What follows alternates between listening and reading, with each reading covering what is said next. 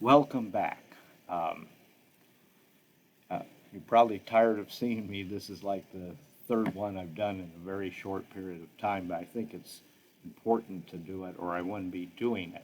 And today we're going to talk about some categorical understanding so that we can get to the question. So let's look at MAGA and wokeness. What are those things? So to do that and open that, because some of you are just joining us in the last couple of videos, we got to review some principles to understand that we've talked about in previous videos a long time ago, but we need to review that. And we're going to start with these categories. And remember, the last time we talked about categories and how since the fall we frame things in this way. We look at things and we say, that's good, that's evil, that's good, that's bad.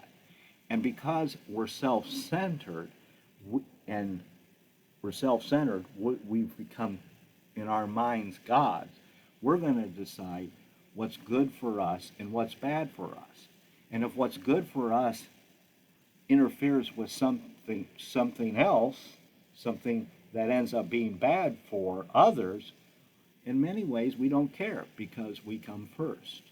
And not all of us are that way, but to different levels we do look at the world that way. We say, oh, this is good, this is bad, and that's where the division is, because when we take on that role of defining the world by our categorical thinking, we become a real threat to others. And as we talked before, that gives Satan, Lucifer, a foothold in us where he can manipulate us. So through politics, through these different things. So let's look at categorical knowledge, which is what we get from the fall, versus relational knowing. And I didn't put knowledge there because relationships start and they continue until what? There's division. Now, I'm going to tell you that a lot of times these relationships form in the world, and at some point, because they're not based upon life, what do? They're based on categories and thinkings like, we all agree on this. But at a certain point, we aren't going to agree on everything, and there's going to be division. Death. So I got the categories up here, death versus life. And if you've listened for a long time and go back to some of the other videos, I'm going to talk about what death is and what life is. Death is something that was joined that separates. Okay, that's what death is. When it says the wages of sin is death, what does that mean? Well, when we're in sin, we're separated from God. Now, that doesn't mean eternally we're separated from God, but in that moment, maybe we were in union with God, and then along comes something that we desire, like Adam did, more than God, and for a moment we separate. That's what we're talking about here. We have life in Jesus, we have life with other people, but then something comes along, some categorical thing, this person's, I'm here with you, but I want to be with them, so what do? This is how divorces and things happen. I separate. And then you look back and say, well, I never really had anything in common with them. But at one time you did. So that becomes the way we tend to look at the world. We tend to form unions based upon categories rather than the intimacy of life, because life is very intimate. And I'll give you an example of this. If you're a walking around living human being, right now you have a spirit and a soul that's unified with the flesh. And that's a pretty hard thing to break apart. Your flesh and your spirit are combined. Your brain tends to look at things very much categorically, and so that forms you. This is one of the reasons why Lucifer knows he can tempt us so easy because of this categorical thinking like we talked about earlier. So what happens at death? Well, here's this person, spirit, body, soul, mind, all unified. And then what happens? The spirit leaves, separates. And now all we have is a living, not a living, but a dead body, corpse. Well, what happens even to that corpse? Well, what happens to it? The elements and all the things that were unified together to form the body through life, now what? Start to separate. Start to separate. Think about how life is created. The sperm of the man penetrates the egg of the woman, and when in that union of sperm and egg, life happens. And life continues to take around it all of the nutrients and things it needs to grow, grow this body, this soul, this unity in life. To a point, at some point, at death, everything separates. It goes its way. So when you look at scriptures and you look at things around the world, you want to look to see, is there any life in this, or is this death? And I'm going to jump down to this concept of God's Spirit versus the God's, plural spirit, lower G, okay?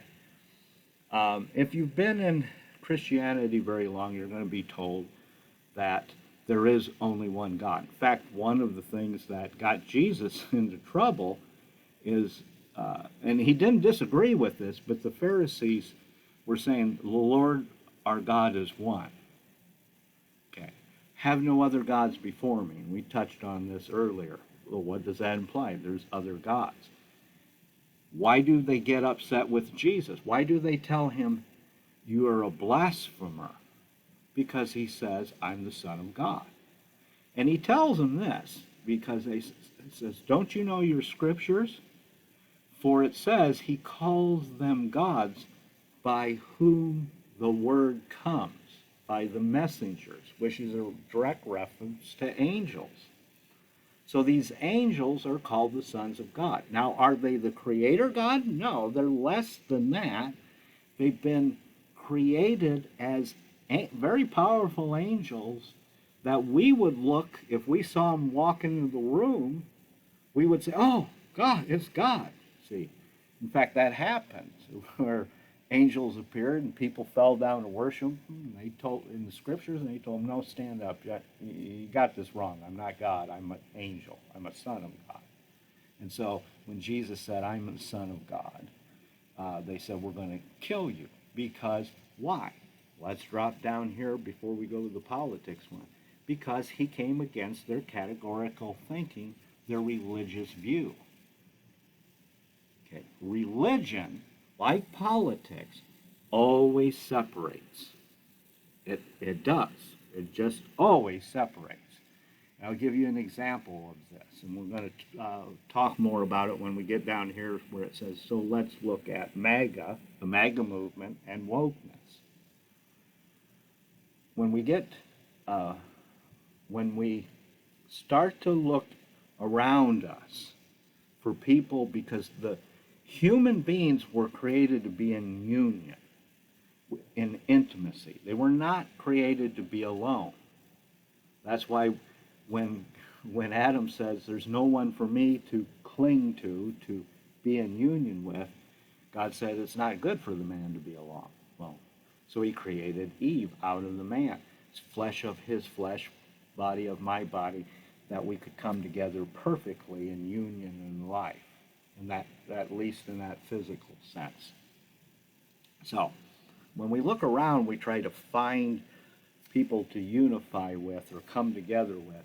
We tend to come together with them because in a categorical way. Oh, well, they like sailing.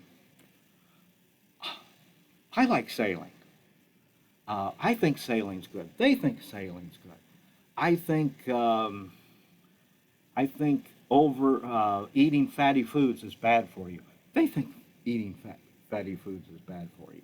So all of a sudden you're drawn to them because you share categorical thinking with them. So you come together with them, and what happens? Well, eventually you find out, oh, and I'll use this kind of thing. They're a Republican and I'm a Democrat. And you separate because your relationship was based upon categorical thinking. It wasn't based upon the unity of life in the Spirit. That is a relational, ongoing process that there is no separation from. This is the way God looks at us. He comes relationally to us, and He never separates from us. Now, we may, at this time, separate from Him. So we're walking along, we're having this great time in the Lord, and we feel close to Him in that. And then we get in the car, and somebody pulls in front of us. We separate. Well, that little bastard pulling in front of me. See, we separate.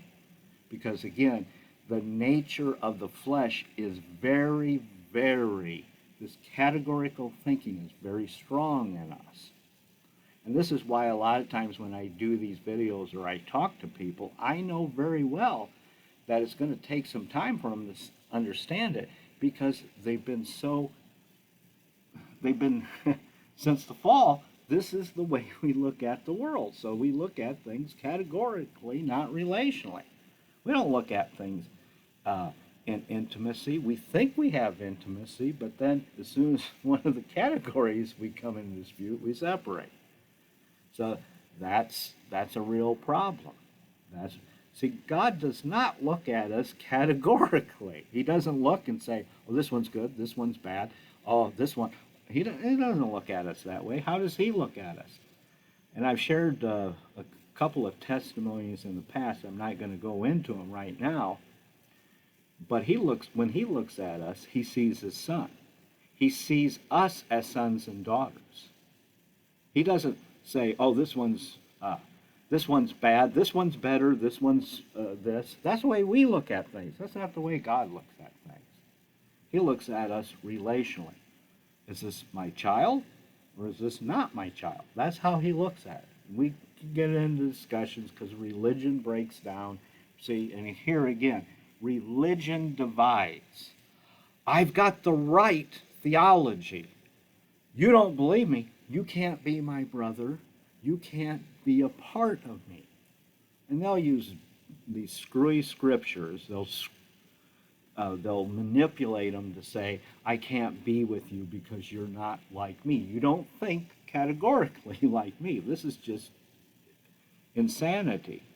I go out a lot of times and I'll be sitting maybe in a restaurant and I'll look around the room and I'll be drawn to somebody, and they may be, it doesn't matter really too much what they look like.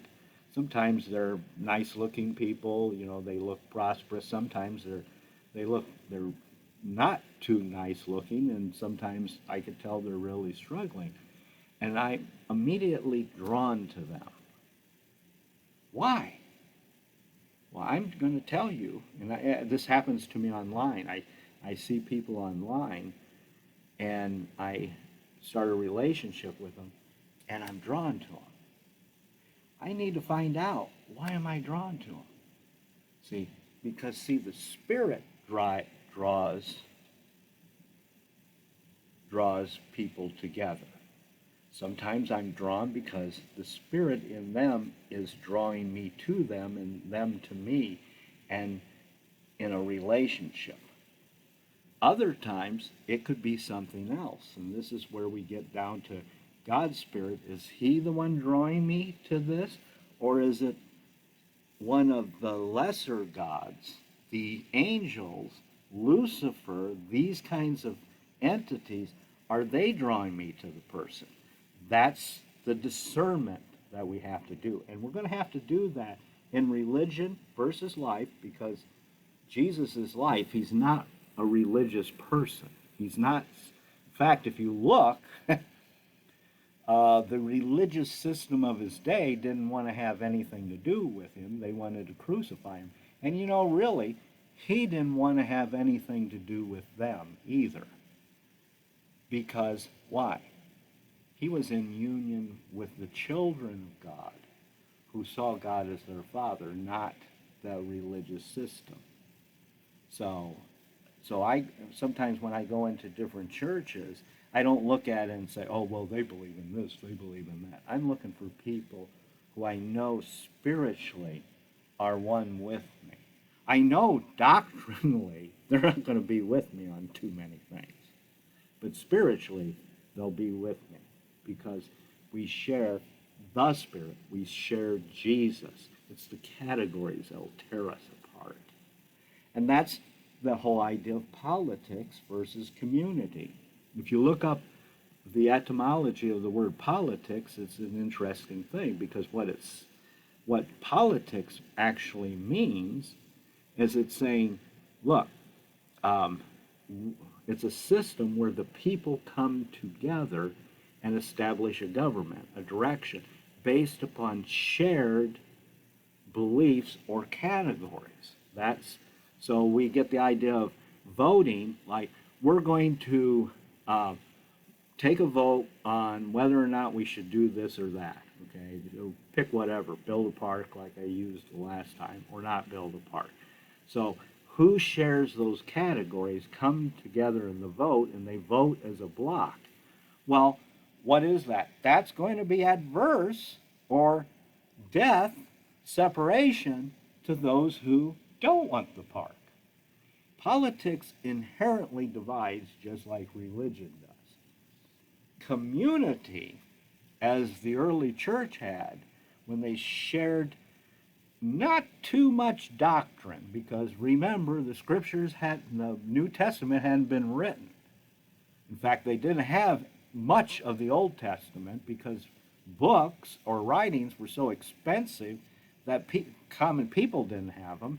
In fact, you'd go into a synagogue, and maybe they'd have Isaiah, like Jesus read from when he went into the synagogue the one time, and that we're aware of, the one time we're aware of. So the scriptures, think that they came together because of scripture is just asinine, to be honest. It just doesn't make any sense.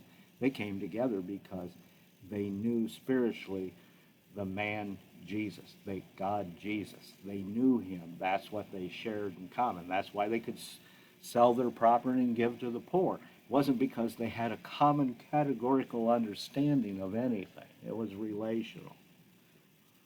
So politics divide. And here's where the politics try to draw you in, because they know categorically that you're in a place where you're deciding what's good and evil relative to you because that's your perspective. You don't share the perspective of others until someone states a category, and then you say, well, I think that's horrible. Well, oh, I think that's good, so we'll come together. We'll vote as a block, whatever. So politics is always aimed at selling us the car, like I talked about yesterday, okay, or the last time we talked. So it's always trying to get you to join with some movement that's going to be against some other movement. And I'm not saying these movements, in some ways, we shouldn't, there's some ideas, ideologies, categories that are more truthful that we need to talk about.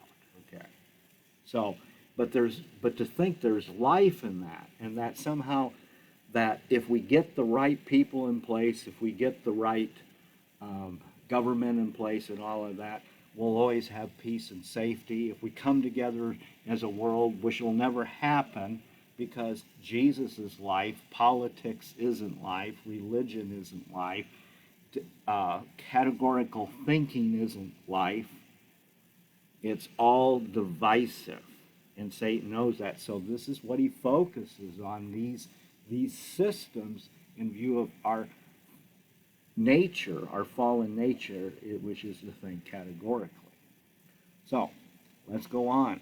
Peace and safety. We know in the scriptures that it'll say there's a time where peace and safety and peace and safety, and then the end. It doesn't go well. Okay, so now let's just look at MAGA, and I'm going to use wokeness in this. Okay, so wokeness will say this. They'll say, there's not just men and women. There's not just two sexes, but there can be any number of sexes based upon how you see and judge the world as good and evil. So that's wokeness, is like, well, I don't, for whatever reason, I don't feel like a woman. I don't feel like a man. I feel like a cat. I mean, there's schools around the country that are saying, well, if a child identifies as a cat, we're going to need to put a litter box in the bathroom. And they're doing that, okay? So let's look and let's ask ourselves, is that bringing people together, or is that dividing people? What do you think? Well, to the people who think wokeness, that where there should be no categories at all, I determine everything as I see it, not as the group sees it, not as other people see it. If I want to be a tree, I'll go out in the pasture and stand there like a tree, and I'm a tree. And maybe you'll come by and say, you're not a tree, you're a man. How dare you tell me I'm not a tree? See, I determine good and evil. I determine what categorically works. And if you don't agree with me, I'm not going to come together with you. So that's the kind of world we're living in. So it's divisive, these things. And you can say, well, they're mentally ill or this or that. But guess what? They're still children that Jesus died for. So do you want to come at them categorically, or do you want to come to them as Jesus would? Now, if they don't want to, if they're not open to you coming to them, that's what Jesus told the disciples. When you go into a neighborhood and you preach the good news, he didn't call it not the gospel, the good news. And the gospel takes on some other things that we don't have time to go into. But if you come into a place and you preach the good news and they don't receive it, he says, leave them. Shake off your dust of your feet as you're leaving their house. Okay. Now he's, people will say, well, he's saying, yeah, judge them. No, he's not judging them. It's like, are you going to persistently try to get somebody to believe categorically is that relationship? No. So if they don't agree with you, if they don't accept you, what do? You leave. I'm not going to beat people over the head categorically. What I'm going to do is I'm going to pray to through the Holy Spirit and say, Holy Spirit, you're in me. I know to some extent you're talking to them or trying to get their attention to come in relationship with my categorical thinking? No, to come in relationship with life or Jesus. So when I see that, I pray, Lord, that Spirit is trying to bring them into unity with you. Do that work in them like you did in me, so that maybe someday we can all leave our categorical thinking and come together in Jesus in life. Okay, so I don't get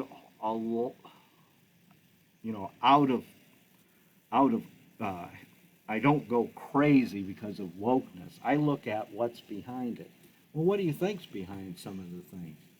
Do you think someone who's going to decide I'm going to be a cat wasn't hurt by categorical thinking? So maybe it's a spirit of fear, despair, loneliness, because these gods over here, these spirits, they produce those feelings that drive them into this way of looking at the world. Just like maybe your pride in knowing the scripture has driven you in the religious system to be above them so that you can judge them. Hope not, but too many times that's what we see. So we have to discern the spirits. When we look at politics, as we'll continue to do, we need to look at the spirits behind it, because what they're saying they're doing isn't necessarily their goal. Just like the used car salesman or the car salesman who tells you, yeah, you'll look real snazzy behind this car. His real intent is to sell you a car because that's the way he makes his living.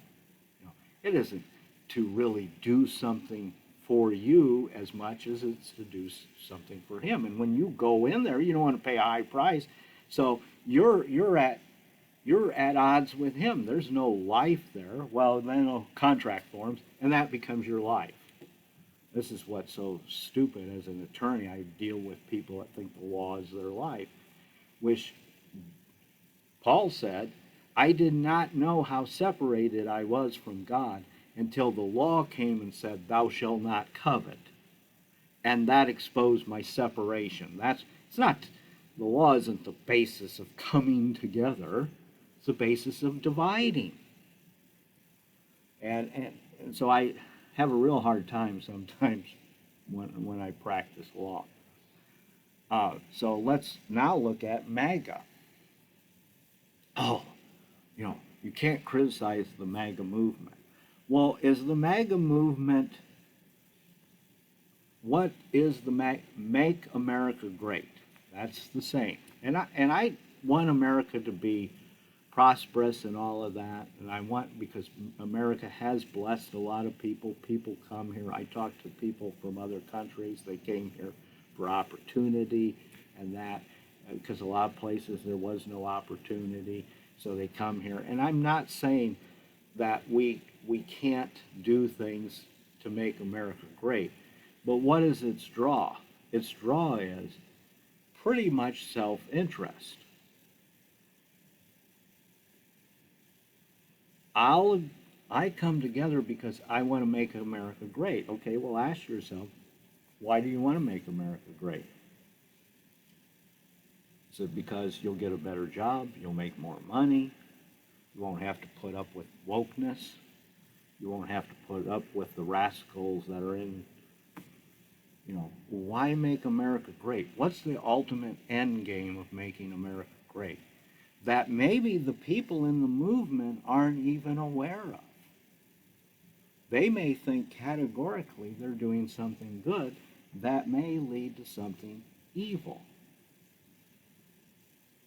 This, I believe, is part of the great deception that's coming. And it's not that I don't support a lot of patriotism and those things, but even those, what we might call good things, can be used by Satan to move us into categorical thinkings in groups that go to war with other people and other things, that divide.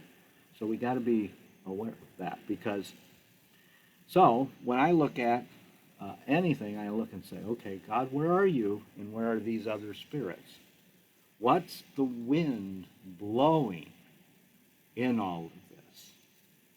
And I said last time, the wind blows where it will, because Jesus said it.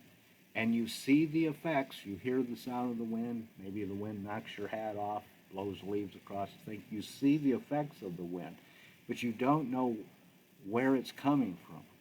You see it, but you don't know where it's coming from. And Jesus said, so it is with everyone born of the Spirit. So what does he mean there? Does he mean that you know where the wind's taking you? No, the Spirit moves you. Okay. Now, I'm going to say this. Why there's discernment is the Spirit may be moving us, And we may have to trust because it doesn't seem that it's moving us, the Spirit's moving us in the right direction. So we have to trust. But we also have to be aware that sometimes what we think is the Spirit moving us is not God's Spirit, but these spirits. That's where discernment comes in. And how can you discern? Well, it's like we talked about before. The sheep will know my voice. You have to be in the relational knowing place to hear God's voice, Jesus' voice, the Spirit's voice. And you say, oh, I recognize that voice. That's Jesus' voice. And I'm not going to listen to voices that I don't know is Jesus. And when I'm confused and I don't know for sure, I'm going to pray for discernment. Because I'm telling you, in the wokeness movement and even in the MAGA movement, it's a mixed bag. Not only in the people who are getting you to join in the movements, but actually in the people that are being drawn to the movements and the people who are in the movements. This is a mixed bag. Don't think that anyone other than Jesus perfectly could discern the spirits. You can't. And as Paul said, we see in a mirror darkly, a dim mirror. That should humble us and not embolden us to kill people, to put them to death, to divide, so we can be what we think we are. We're going to silence all the other voices so you only hear my voice. See, God doesn't even do that. He sends his Spirit so you can hear his voice, but what does he do? It's not like he gets rid of all the other spirits, gets rid of all the other politicians, all the other religions or that. No. He lets them speak. And at some point, you come to him because you can't. You acknowledge humbly, I'm not God. My way of looking at the word categorically isn't doing me any good. Well, we'll come back soon, and again we'll get more into looking at some of the movements and some of the things that are happening in our world to try to discern what spirits are moving in there and explore this so that we become open to seeing spiritually rather than categorically. So we'll come back, we'll do some more of that. If you have any questions, you can email me at philhesch, philhesch, @yahoo.com. You can also make notes in comments. I answer the comments. If you have any questions, if you're on Facebook, you can message me. But I'm there to try to help people see, expand their horizons so that they're not shut down and rigid in these categories, but that they live by the Spirit. And so, until the next time, as I always pray, I pray for all of you on the other side of the screen that God would continue to bless you and open your eyes to the glory of who he is. And once you do that, you won't, all of this won't matter too much to you. You won't kill people over this. You won't destroy them. You just won't. So, again, to all of you on the other side of the screen, shalom. We'll see you soon.